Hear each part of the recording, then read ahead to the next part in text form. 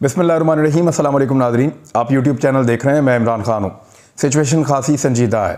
कभी ऐसा लगता है कि हुकूमत का पलड़ा भारी है और कभी लगता है कि अपोजिशन का पलड़ा भारी है, लेकिन इत्तेहादियों के ऊपर आकर मामला रुका हुआ है। ऐसा लगता है कि इमरान खान साहब अपने अरकान को कुछ ना कुछ करके शायद कंट्रोल कर भी लें, लेकिन काफ लीग का जो रवैया है वो बड़ा कंफ्यूजिंग है। काफ लीग यानी वो खुद तो श्योर होंगे कि वो क्या चाहते हैं, लेकिन उन्होंने पाकिस्तान में कन्फ्यूजन पैदा की हुई है। खुद वो कैमरे के सामने आकर हंसते रहते हैं, खुलकर ना वो हुकूमत का साथ देने का ऐलान करते हैं, ना वो खुलकर अपोजिशन का साथ देने का ऐलान करते हैं। काफ लीग ने अपनी हिकमत अमली के ज़रिए से, क्योंकि वो ड्राइंग रूम की सियासत के तो माहिर हैं, मौजूदा खबरों के मुताबिक उन्होंने जहांगीर तरीन ग्रुप से भी मुलाकात की है, दीगर जो पाकिस्तान तहरीक इंसाफ के कुछ नाराज़ लोग हैं उनसे भी मुलाकात की है, और चंद लोगों को उन्होंने घेर लिया है। काफ लीग के साथ चंद लोग मिल गए हैं। तादाद बड़ी नहीं है, लेकिन एक मखसूस तादाद है, डबल फिगर में भी नहीं है। ये लोग काफ लीग के साथ मिले हैं और काफ लीग को अपनी हमायत का इन्होंने यकीन दिलाया है। और चौधरी बरादरान ने यह खबर चलवाई है मीडिया के ऊपर खुद। अब उन लोगों ने यकीन दिलवाया है या नहीं, लेकिन इसकी खबर जो है वो चौधरी बरादरान ने खुद दिलवाई है। चौधरी बरादरान अपने मुंह से कुछ नहीं कह रहे। वो ये नहीं कह रहे कि हमें वज़ारत आला पंजाब दे दी जाए। वो ये नहीं कह रहे कि अपोजिशन ने हमें ऑफ़र किया तो इमरान खान हमें क्यों नहीं दे रहा। वो ये बात कहलवा रहे हैं अपने बंदों के मुंह से, चीमा साहब के मुंह से कहलवा रहे हैं, कामिल अली आगा साहब के मुंह से कहलवा रहे हैं। वो ये बात बार बार कहलवा रहे हैं। उनकी ख्वाहिश है कि उनको वज़ीर आला पंजाब का ओहदा मिले और कम से कम 1.5 साल अगला वो इस ओहदे के ऊपर बराजमान रहें।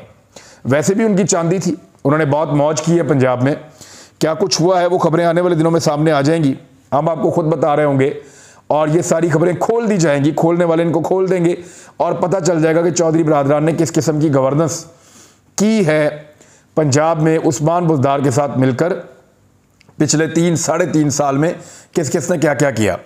चौधरी बरादरान अगर इस वक्त चाहें तो वो साफ कह सकते हैं कि मैं इमरान खान के साथ खड़ा हूं और बाकी भी इत्तेहादी साथ खड़े हो जाएं, ये मामला भी ख़त्म हो जाएगा। वो चाहें तो वो कहेंगे इमरान खान को हमें पसंद नहीं है, इमरान खान हमें इससे शिकवे हैं, हम इसको छोड़कर जा रहे हैं, अपोजिशन के साथ खड़े हो जाएं, मामला भी खत्म हो जाएगा। क्योंकि एमजीएम काफ़ी हद तक चौधरी बरादरान के साथ जा रही है। चौधरी बरादरान जब किसी तरफ जाते हैं तो ये इशारा मिलता है बाकी पॉलिटिकल पार्टीज़ को कि एस्टेब्लिशमेंट का जो वेट है वो उसी पलड़े में है जिस तरफ चौधरी बरादरान बैठे हुए हैं। ये कभी भी अपनी पूरे पॉलिटिकल कैरियर के अंदर कोई ऐसा फैसला नहीं कर सके जहाँ पे एस्टेब्लिशमेंट के खिलाफ जा रहे हों। ये हमेशा एस्टेब्लिशमेंट के हक में फैसला करते हैं, उनकी मर्जी और मंशा के मुताबिक फैसला करते हैं। गो कि एस्टेब्लिशमेंट ने इस बात का यकीन दिलाया कि इस मरतबा वो न्यूट्रल है, लेकिन चौधरी बरादरान न्यूट्रल नहीं रह रहे, बल्कि वो सबको खिला रहे हैं। कभी वो अपोजिशन की बात करते हैं, कभी हुकूमत की बात करते हैं। आज इमरान खान साहब ने एक बड़ा तगड़ा जलसा किया है, उस जलसे के बारे में आपको बताता हूँ, लेकिन पहले चौधरी बरादरान के बारे में दो बड़ी अहम खबरें। एक तो परवेज़ इलाही साहब ने आज के इजलास के बाद ये कहा कि हमारा इत्तफाक राय हुआ है कि मौजूदा असम्बलियाँ अपनी मुद्दत पूरी करेंगी। यानी वो वज़ीर आला बनना चाहते हैं, लेकिन वो चाहते हैं कि 2 महीने 4 महीने के लिए ना बने। वो अगर वज़ीर आला पंजाब बने तो फिर 2023 के इंतखाबात तक के लिए वो वज़ीर आला पंजाब रहें, उस 1.25 साल 1.5 साल वो वज़ारत आला पंजाब के मज़े लें। वो ये चाहते हैं कि मुद्दत पूरी करवाई जाए, चाहे उनको PTI बनाए, चाहे उनको मुस्लिम लीग नून बनाए। मेरे ख्याल में इमरान खान साहब को अपनी हुकूमत गिरा देनी चाहिए और ब्लैकमेल होकर, मैं जितना मैं खिलाफ हूँ उस्मान बुज़दार के, शायद कोई और सहाफ़ी नहीं होगा, लेकिन इस सूरत हाल में ब्लैकमेल करके अगर कोई वज़ारत आला मांग रहा है तो फिर उसको नहीं देनी चाहिए। चौधरी परवेज़ इलाही को मैं शहबाज शरीफ से भी बेहतर एडमिनिस्ट्रेटर समझता हूँ। उन्होंने बड़ा अच्छा काम किया था, लेकिन ये जो रवैया है, ये जो ब्लैकमेलिंग है, ये जो तरीक़ाकार है, ये किसी भी इखलाकी जवाज़ जो है वो इसको इखलाकी जवाज़ नहीं दिया जा सकता। तो ऐसे में इमरान खान साहब को ब्लैकमेल नहीं होना चाहिए, बल्कि उन्हें अपनी हुकूमत गिरने देनी चाहिए, उन्हें तहरीक अदम-ए-एतमाद कामयाब होने देनी चाहिए। चौधरी बरादरान जिस तरफ जाते हैं उनको जाने देना चाहिए। और मेरा नहीं ख्याल कि चौधरी बरादरान के लिए ये सब कुछ इतना आसान होगा। बज़ाहिर तो एक खबर छपी है और छपवाई गई है बाकायदा कि PMLN को राज़ी कर लिया आसिफ अली ज़रदारी ने और मौलाना फजल रहमान ने, और नवाज शरीफ साहब को ख़ास तौर पर राज़ी किया कि चौधरी बरादरान को अब वज़ारत आला दे दें, चंद महीनों की बात है। उधर चौधरी परवेज़ इलाही कह रहे हैं चंद महीनों की बात नहीं है, बल्कि हम फिर मुद्दत पूरी करवाएंगे। आज के इजलास के बाद उन्होंने यही खबर दी है। फिर उन्होंने ये भी कहा कि शहबाज शरीफ से भी मुलाकात हो सकती है किसी भी वक्त, सवालात पूछे जा रहे थे, वो जवाब दे रहे थे। साथ में उन्होंने ये कहा कि इमरान खान साहब को मेहनत करनी चाहिए और मजीद जोर लगाना चाहिए। यानी इमरान खान साहब के बारे में जो उन्होंने कहा वो एक्चुअली वो ये कहना चाह रहे थे कि इमरान खान साहब भी वही मेहनत करें और वही ऑफर करें जो अपोजिशन उन्हें कर रही है। नवाज शरीफ साहब को ये यकीन दिलाया आसिफ अली जरदारी ने और फजलुर रहमान साहब ने मुबैना तौर पे। एक तो जरदारी साहब ने कहा कि अगर आप चौधरी बरादरान को वजारत आला ऑफर नहीं करते तो मैं पीछे हट जाऊंगा तहरीक अदम एतमाद से, मैं फिर उसका हिस्सा नहीं बनूंगा। तो नवाज शरीफ साहब ने इस वजह से मशरूत हामी भरी है अब तक की इतला के मुताबिक। लेकिन PMLN के जो पुराने लोग हैं वो ये समझते हैं कि शरीफ खानदान सिर्फ अपने आप को बचाने के लिए, अपना NRO हासिल करने के लिए, इमरान खान साहब को इक़्तिदार से निकाल के अपनी गिरफ्तारी से बचने के लिए शरीफ खानदान पूरी की पूरी पार्टी की साख को और पूरी की पूरी पार्टी को दांव पर लगा रहा है। क्योंकि चौधरी परवेज़ इलाही साहब को अगर इक़्तिदार मिल जाता है तो ख्वाजा साद रफ़ीक को, ख्वाजा साद रफ़ीक के भाई को, राणा सनाउल्लाह को और शहबाज शरीफ को, हमजा शहबाज को और बड़े बड़े तुर्रम खान हैं PMLN के अंदर, बहुत बड़े बड़े नाम है, ख्वाजा आसिफ, इन सबको परवेज़ इलाही के नीचे काम करना पड़ेगा। परवेज़ इलाही वज़ीर आला पंजाब के तौर पे इनसे बड़ा ओहदा ले लेंगे और परवेज़ इलाही के साथ इनका बड़ा फड्डा रहा है पुराना, और ये एक दूसरे से मार भी खाते रहे हैं। यानी यहाँ तक आप अंदाज़ा करें कि जावेद हाशमी साहब के पास क्या जवाब होगा कि परवेज़ इलाही को दे दें वज़ीर आला पंजाब का ओहदा। तो PMLN के लिए बहुत मुश्किल है। और ख़ास तौर पे आबिद रज़ा के बारे में मैंने आपको बताया था, इनके ऊपर परवेज़ मुशर्रफ के ऊपर हमले का मुकदमा भी बनाया गया था माजी में। गुजरात में उन्होंने बड़ा मुकाबला किया है चौधरीज का। वो ये कहते हैं ये कैसे हो सकता है कि मैं सारी ज़िंदगी उनका मुकाबला करता रहूं, मैं अपनी जान पर खेल कर PMLN की वहाँ पे मैंने ज़िंदा रखा PMLN को जान पर खेल कर, और अब आप उसी चौधरी ख़ानदान के साथ सौदेबाजी करके उनको सबसे बड़ा पंजाब का ओहदा दे रहे हैं। औरंगज़ेब की आप बात कर लें, जिन्होंने बहुत पैसा खर्च किया, जिनका नाम इसमें भी आया था, ये जो मनी लॉन्ड्रिंग का इशू उठा था इसके अंदर भी आया था कि शरीफ खानदान को ये भी पैसा देते रहे हैं, किस्मत में देते रहे हैं, फेक अकाउंट्स के अंदर डालते रहे हैं, ये यहाँ तक फंस गए थे औरंगज़ेब साहब। और बहुत सारे लोग हैं जिन्होंने PMLN के लिए बड़ी कुर्बानियाँ दी हैं हर जगह पे, और वो चौधरी ख़ानदान के बहुत खिलाफ हैं। जब वो वज़ीर आला पंजाब बनेंगे चौधरी साहब तो फिर उन लोगों को डैमेज करेंगे, नुकसान पहुँचाएंगे। बज़ाहिर आसिफ अली जरदारी ने यकीन दिलाया नवाज शरीफ को कि वो ऐसा नहीं होने देंगे और चौधरी ख़ानदान नून लीग को नुकसान नहीं पहुंचाएगा, चंद महीनों की बात है। दूसरी जानिब चौधरी ख़ानदान ने कहा कि नहीं, पूरी टर्म करेंगे, 1 साल से ज़्यादा के लिए हमें चाहिए वज़ारत आला पंजाब, पूरा टाइम करेंगे और वो अपने आप को पॉलिटिकली ज़िंदा करने की कोशिश करेंगे। उन्होंने पहले पाकिस्तान तहरीक इंसाफ के साथ मिलकर इलेक्शन लड़ा था, लेकिन PMLN के साथ उनका एक बड़ा 20 साल की अब एक मुखालफत हो गई है, 22-25 साल हो गए उनकी मुखालफत लगातार बढ़ती चली जा रही है, 23 साल। तो 23 साल की एक लंबी मुखालफत क्या ऐसे ख़त्म हो सकती है? ये 23 साल की मुखालफत ख़त्म नहीं होगी, बल्कि जितना झगड़ा हो चुका है PMLN और काफ लीग के अंदर, ये इंतखाबात के अंदर उल्टी गेम हो जाएगी और काफ लीग का या तो सफाया हो जाएगा या वो PMLN को बहुत बड़े पैमाने पर डैमेज कर देंगे और इसकी बेनिफिशरी दोबारा बन जाएगी पाकिस्तान तहरीक इंसाफ। आप गौर करें, सबसे बड़ा चोर डाकू किसको कहते थे PMLN वाले? परवेज़ इलाही को। किसको कहते थे? अलीम खान को। किसको कहते थे? जहांगीर तरीन को। किसको कहते थे? इन सारे लोगों को, जो सारे लोग आज उनकी आंखों का तारा बने हुए हैं, और वो सारे लोग जिनको सब इस तरह के अलकाबात से नवाजते थे वो इमरान खान साहब से दूर चले गए हैं। तो ये चीज़ उनको सपोर्ट करेगी माजी के अंदर। बहरहाल चौधरी बरादरान ये कर रहे हैं, फजलुर रहमान साहब के कुछ बयानात गर्दिश कर रहे हैं। एक तो उन्होंने कहा कि करप्शन मेरे लिए मसला नहीं है। वैसे वाकई फजलुर रहमान साहब के लिए करप्शन मसला नहीं है। हर तरह के करप्ट लोगों को लाकर उन्होंने बीच में बैठा दिया है। कहीं वो खुलफाए राशिदीन के दौर की मिसालें तो देते हैं, कहीं वो रियासत मदीना की मिसालें तो देते हैं, कहीं वो आका नबी अकरम सल्लल्लाहु अलैहि वसल्लम के अदवार की मिसालें तो देते हैं, लेकिन क्या करप्शन उनके लिए मसला नहीं है? मैं तो हैरान हो गया उनका ये स्टेटमेंट सुन के। फिर इमरान खान साहब को वो कह रहे हैं कि 10 लाख बंदे इकट्ठे करने की बजाय 172 बंदे इकट्ठे करें। तो फजलुर रहमान साहब 10 लाख बंदे इमरान खान ने इकट्ठे नहीं करने, वो तो आ जाएंगे इकट्ठे होके, वो तो जलसा तो आपको पता है वो कर लेते हैं, बड़ा जलसा कर लेते हैं। और उनके जलसों से घबराहट अब अपोजिशन को शुरू हो गई है। अपोजिशन को लगता था कि जब भी इमरान खान को निकाला जाएगा वो निशान इबरत बन जाएंगे, लोग उनको लब्बैक नहीं कहेंगे। लेकिन इतने बड़े बड़े जलसे देखकर अपोजिशन की सिटी गुम हो गई है। फजलुर रहमान साहब 172 बंदे इमरान खान साहब ने नहीं लेकर आने, वो आपने पूरे करके देने हैं। और अब तक की इतला के मुताबिक 50-50 गेम चल रहा है। आप भी जीत सकते हैं और इमरान खान भी जीत सकते हैं। अपोजिशन से एक बड़ा सवाल जो है वो अब पूछा जाएगा।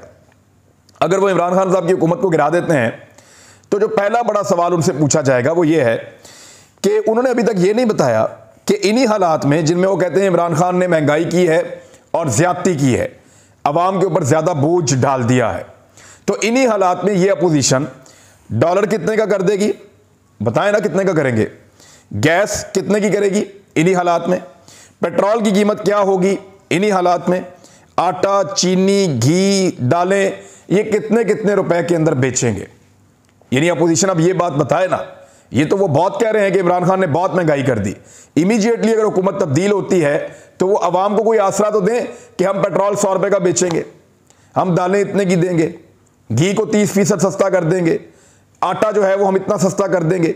वो चीजें अब अपोजिशन ने बतानी है कि वो कितना रिलीफ पब्लिक को दे सकते हैं इसके फौरन बाद, यानी अगर वो कामयाब हो जाते हैं तो उस सूरत में।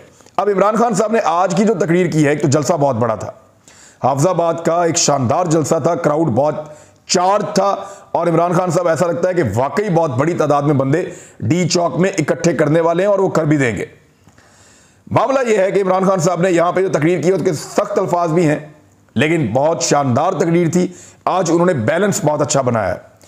उन्होंने कहा कि पिछले 2 जलसों में आपको पता है कि वो बहुत ज़्यादा जारहाना थे। उन्होंने अपोजिशन पर तनकीद के साथ साथ इस मरतबा अपने तरक्याती मंसूबों या प्रोजेक्ट जो हैं उनकी तशहीर भी की है, जो बहुत ज़रूरी था। जलसे से खिताब करते हुए इमरान खान साहब ने कहा कि पाकिस्तान एक बड़े मकसद के लिए बना है, नज़रिए के बगैर कोई भी कौम नहीं बनती, नज़रिए से हटने वाली कौम तबाह हो जाती है। हमने एक अजीम कौम बनना था मगर नहीं बन पाए। कौम खड़ी नहीं होगी तो करप्शन बढ़ती जाएगी। पाकिस्तान एक बड़े मकसद के लिए बना है। हमने सबसे पहले तालीम पर काम किया है, 26 लाख स्कॉलरशिप दिए हैं। जब कौम जुल्म और करप्शन के खिलाफ खड़ी नहीं होगी तो जुल्म और करप्शन बढ़ जाएंगे। पाकिस्तान में अमीर और गरीब के लिए यकसा निसाब हम लेकर आए हैं। पहली बार इंफॉर्मेशन टेक्नोलॉजी की 2 यूनिवर्सिटियां बना रहे हैं और आईटी के अंदर वाकई पाकिस्तान ने काफ़ी तरक्की की है और परसेंटेज में आप देखें तो 40% हर साल पाकिस्तान आगे जा रहा है। लीडर कभी किसी के सामने नहीं झुकता। हमारी बदकिस्मती है कि हमारा वज़ीर आज़म जब अमरीकी सदर के सामने बैठता है तो उसकी टांगें कांप रही होती हैं, हाथ के अंदर पर्ची पकड़ी होती है कि कहीं मेरे मुंह से कोई ऐसा गलत लफ्ज़ ना निकल जाए कि अमेरिका का सदर नाराज़ हो जाए। जब किसी कौम का लीडर दूसरे रहनुमाओं के सामने कांपता है तो वो कौम को गिरा देता है। कौम का लीडर कौम को उठाता है।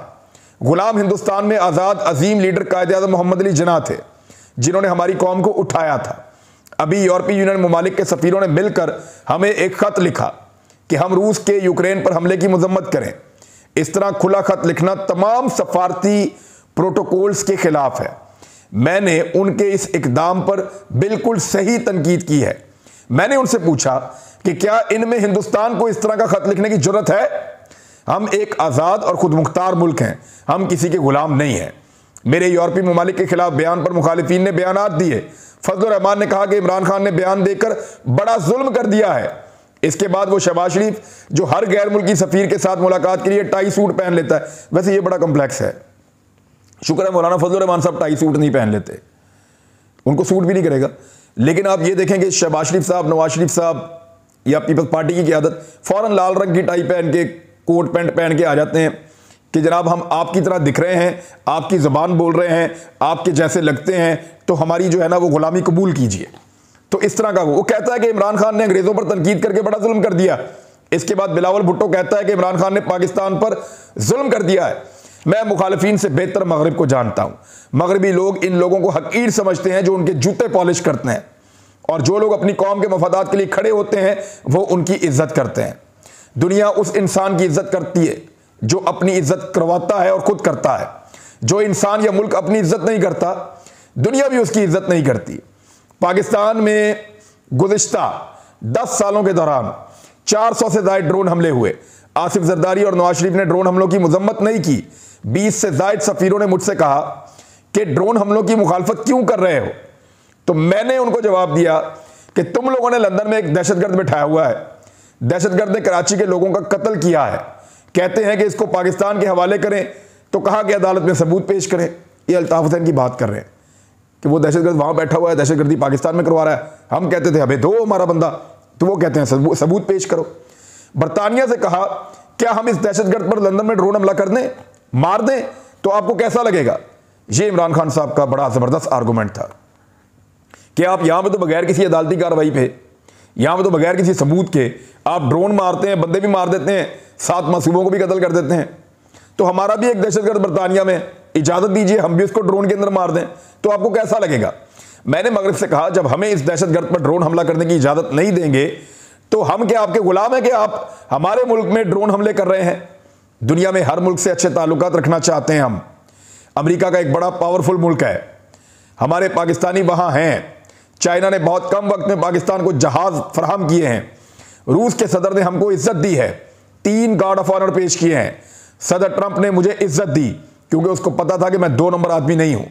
पाकिस्तान में 15 साल बाद इस्लामी ममालिक की कॉन्फ्रेंस हो रही है, दुनिया से बेहतर ताल्लुकात चाहते हैं मगर पाकिस्तान के मफादात पर समझौता नहीं करेंगे।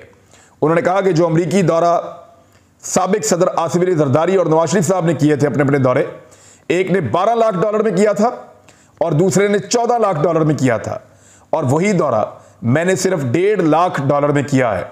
इमरान खान ने कहा कि गरीब आवाम को सस्ता घर देने के लिए बैंकों ने कर्ज देना शुरू कर दिए हैं। घर का किराया देने वाले अब वही किराया बैंक को कर्ज की किस्त अदा करके अपना घर हासिल कर सकते हैं। 2 करोड़ खानदानों को एहसास राशन कार्ड पर सब्सिडी मिलेगी।